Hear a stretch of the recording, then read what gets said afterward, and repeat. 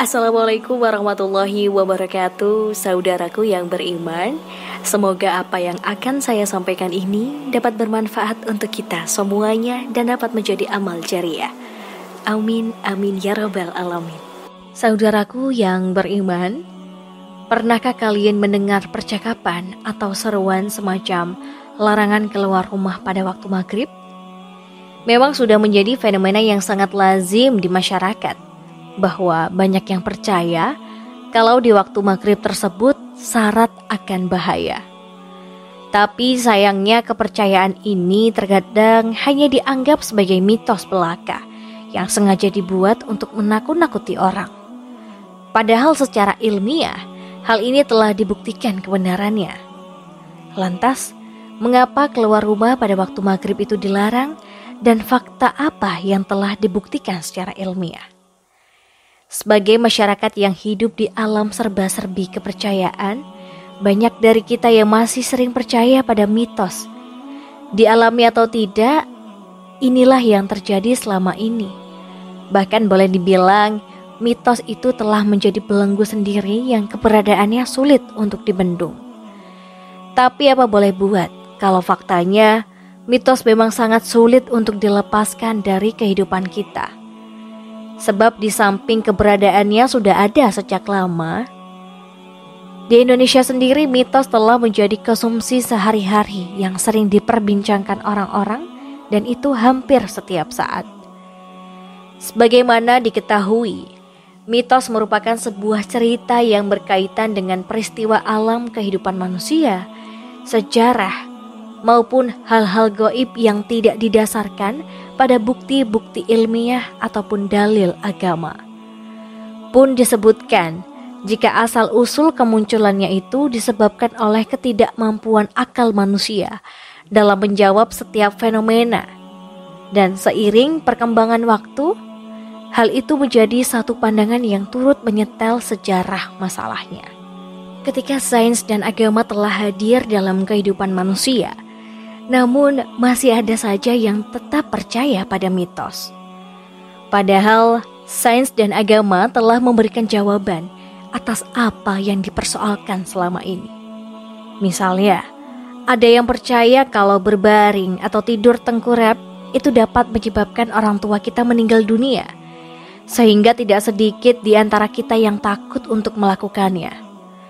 Padahal tidak dianjurkannya tidur tengkurap oleh ilmu kedokteran hanya karena alasan kesehatan, karena dapat mengakibatkan leher dan tulang belakang terasa nyeri, serta ketidaknyamanan pada bagian perut.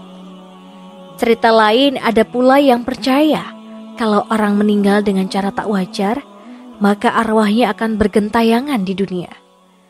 Sementara dalam Islam menjelaskan, semua roh orang yang telah mati, tak ada satupun yang dapat kembali walau hanya sesaat.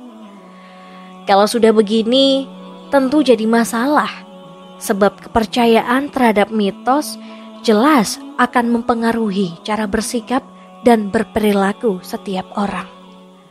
Sebagaimana bunyi hukumnya, kepercayaan yang salah akan melahirkan tindakan yang salah pula. Maka patut bagi kita untuk berhati-hati, sebab jangan sampai apa yang selama ini diyakini sebagai kebenaran justru hanya mitos belaka. Ujung-ujungnya bukannya mendapat kebaikan, tapi malah terjerumus ke dalam kesesatan.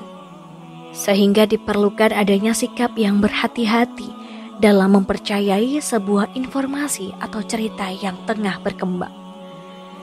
Memang sudah seharusnya dilakukan oleh setiap orang. Lebih baik lagi seperti misalnya menelusuri dan memeriksa dahulu sebelum benar-benar diterima. Terlebih di Indonesia yang memang sudah terkenal dengan kekayaan cerita mitosnya. Kalau harus disebutkan, setidaknya ada beberapa cerita mitos yang begitu familiar selain yang dicontohkan tadi. Bagi mereka yang hidup di desa atau memiliki latar belakang keluarga yang sangat berpegang teguh pada kepercayaan leluhur, maka dapat dipastikan pernah mendengar mitos-mitos yang diantaranya. Anak gadis dilarang duduk di depan pintu karena dianggap akan susah mendapatkan jodoh atau seorang suami. Yang berikutnya, dilarang memotong sesuatu ketika sang istri sedang dalam masa kehamilan, karena diyakini akan membuat anak terlahir dengan cacat. Selain yang pernah disebutkan, para rasul masih memiliki satu cerita menarik yang mungkin tidak pernah disangka sebelumnya. Cerita tersebut mengenai larangan keluar rumah pada saat maghrib, terutama bagi kalangan anak-anak, di mana banyak orang yang percaya kalau keluar rumah pada saat maghrib bisa mendatangkan banyak bahaya, seperti misalnya diganggu setan atau keburukan lain yang sifatnya tak terduga. Mungkin bagi sebagian orang, kepercayaan ini dianggap tak lebih dari sekedar mitos belaka yang tak ada bedanya dengan cerita-cerita mitos lainnya. Namun, rupanya hal ini adalah sebuah fakta, sebagaimana yang telah diingatkan oleh Rasulullah Shallallahu Alaihi Wasallam dari Jabir radhiyallahu anhu. Rasulullah bersabda, "Ketika waktu malam tiba, laranglah anak-anakmu keluar rumah, karena setan itu berinteraksi dan bertebaran pada waktu itu. Ketika waktu Isya sudah lewat, maka kalian boleh membiarkan mereka bermain. Tutuplah pintu sambil berzikir pada Allah Ta'ala." Hadis riwayat Bukhari.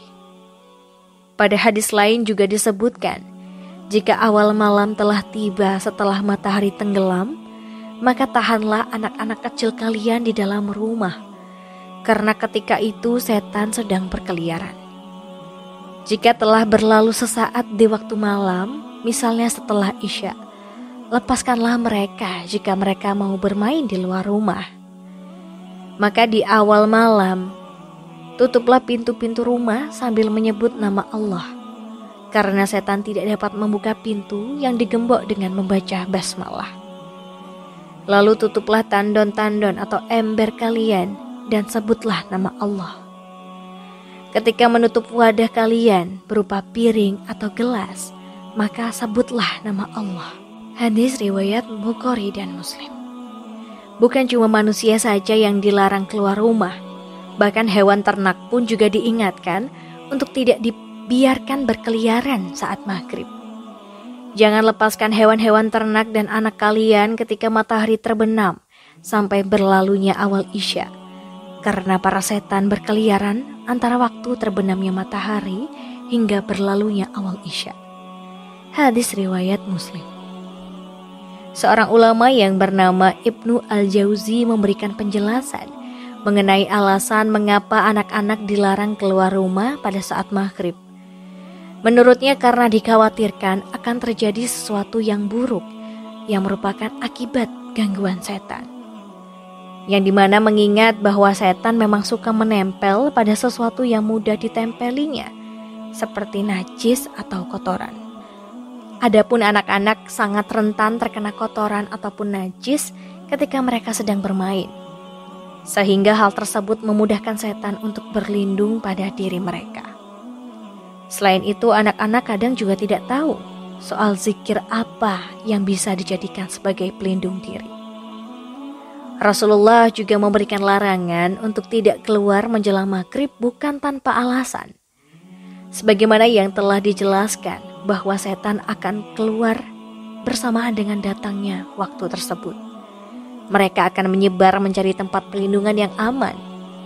Ada yang berlindung pada rumah yang kosong, wadah yang kosong, pepohonan, binatang, atau manusia.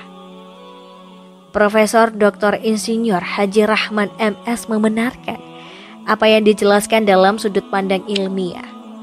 Menurut penjelasannya, pada saat waktu menjelang maghrib, alam akan berubah menjadi spektrum cahaya berwarna merah.